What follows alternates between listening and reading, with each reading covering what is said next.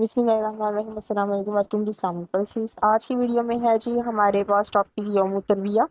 इसका कॉन्सेप्ट हमने देखना है कब ये स्टार्ट हुआ था और इसके मानी क्या है। तो सबसे पहले हम देखते हैं यौम तरबिया की दो वजूहात जो है वो बयान की गई है कि इसकी दो वजह तस्मिया है इसके नाम के हवाले से।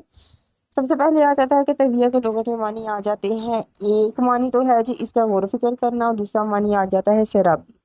8 जिलहज को यौम तरबिया कहने की एक वजह फुकहा ने ये भी बयान की है कि जब हाम में हज़रत इब्राहीम अलैहिस्सलाम को हुक्म दिया गया था कि अपने फर्जंद इस्माइल अलैहिस्सलाम को ज़िबा करें, जिसकी सूरज ये हुई कि 8 जिलहज की शब में उन्होंने हाम में देखा कि अल्लाह ने हुक्म दिया है कि अपने बेटा को ज़िबा करें। तो उस सुबह को जब बेदार होने के बाद वो सोच में पड़ गए कि क्या ये अल्लाह ताला की तरफ से हुक्म है या फिर शैतान ने वसवसा डाल दिया। तो इसके लिए जिलहज की 8वीं तारीख को यौम तरबिया यानी कि सोच का दिन कहा जाता है। दूसरी इसकी वजह इसमें यह भी बयान की जाती है कि कदीम ज़माने में जब हज्जाज 8 जिलहज को मिना जाते थे तो वहाँ पानी ना होने की वजह से इनको तकलीफ होती थी। चनाचा मिना से रवानगी से कबल जो है वो मक्का से जमजम का पानी भर लेते थे और फिर मिना जाते थे, और इसी वजह से इसका नाम यौम तरबिया यानी पानी भरने का दिन पड़ गया। 9 जिलहज को यौम तरबिया कहने के बारे में जो चार आ जाती हैं आरा या वजूहात, ठीक है, वो बयान की गई है इस हवाले से। जिसमें सबसे पहले आ जाता है हज़रत इब्राहीम अलैहिस्सलाम को जो 8 जिलहज की रात ख्वाब आया था कि वो अपने बेटे को ज़बह कर रहे हैं, तो उनको इस ख्वाब के हवाले से अल्लाह ताला की तरफ से होने या ना होने में कुछ तरह हुआ।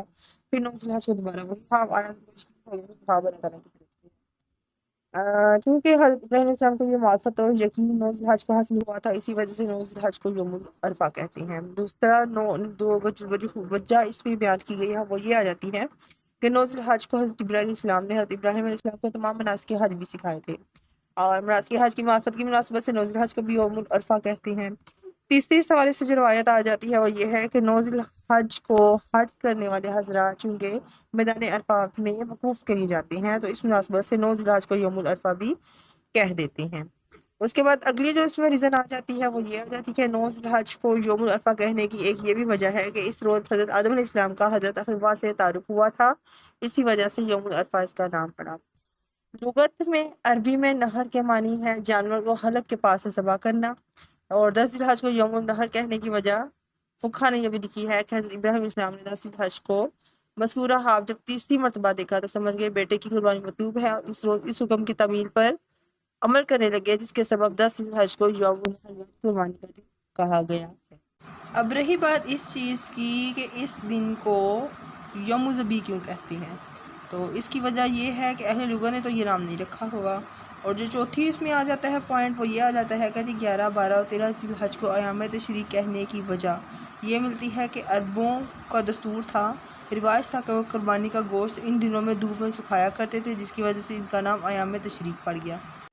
दूसरी वजह ये भी मिलती है कि ईद उल अजहा की नमाज और कुर्बानी 10 जिलहज के सूरज तलुक होने से पहले वाजिब नहीं होती है, इसी वजह से कुर्बानी के बकिया 2 दिन 12, 11 और 13 उसको अयाम तशरीक में शुमार किया गया है। ये कुछ पॉइंट्स थे, कुछ कॉन्सेप्ट्स थे जो यौम तरबिया को रिप्रेजेंट कर रहे हैं, उसकी वजाहत आ रही है।